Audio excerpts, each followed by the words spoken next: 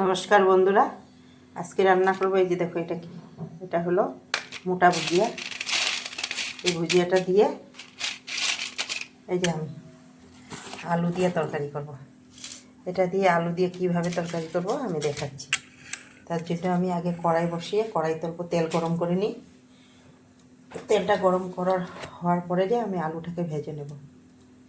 আলুটাকে একটু লাল করে ভেজে নিতে হবে। তেলটা গরম হয়ে গেছে, এখন আলুগুলোকে ভেজে নিই।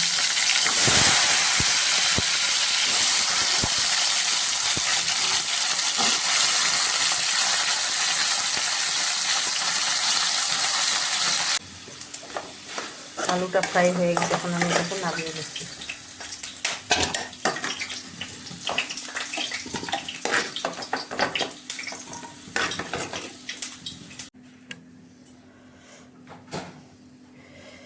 আলুটা ভেজে নিয়েছিলাম ওই কড়াইতেই, এখন আমি আরেকটু তেল দিয়ে দিলাম।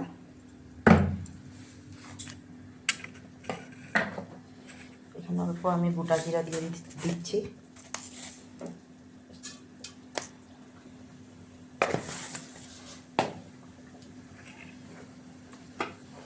জিরাটা একটু ভাজা হয়ে গেছে,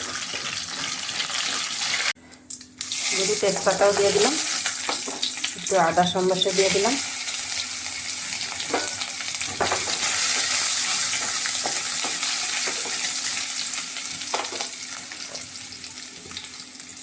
এখানে হলো কাঁচা লঙ্কা, জিরা, আদা আর একটু টমেটো একসাথে পেস্ট করে নিয়েছি, সেটাকে দিয়ে দিলাম।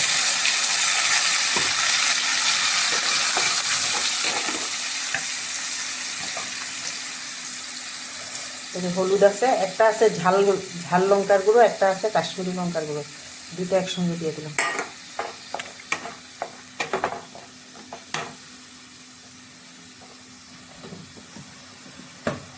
সঙ্গে অল্প লবণ দিয়ে দিচ্ছি, স্বাদ অনুসারে অল্প লবণ দিয়ে দিলাম।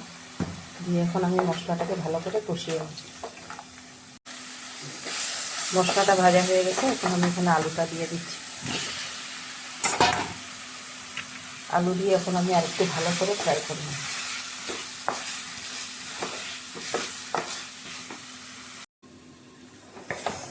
তরকারিটা ভাজা হয়ে গেছে, এখন এখানে আমি জল দিয়ে দিচ্ছি।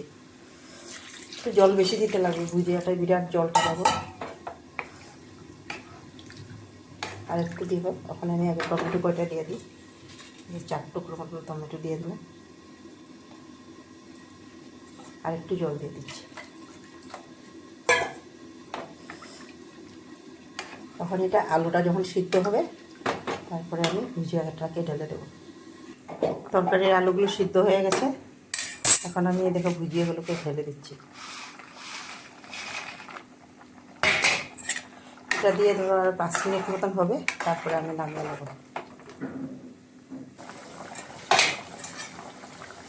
ওটা ভুজিয়া দিয়ে আলু দিয়ে তরকারিটা আমার হয়ে গেছে, এখন আমি নামিয়ে নিচ্ছি। নিরামিষ দিনে এইভাবে আপনারাও একটু বানিয়ে খেয়ে দেখবেন। একটু ঝুল রেখেছি, না তো সব টেনে নেবে।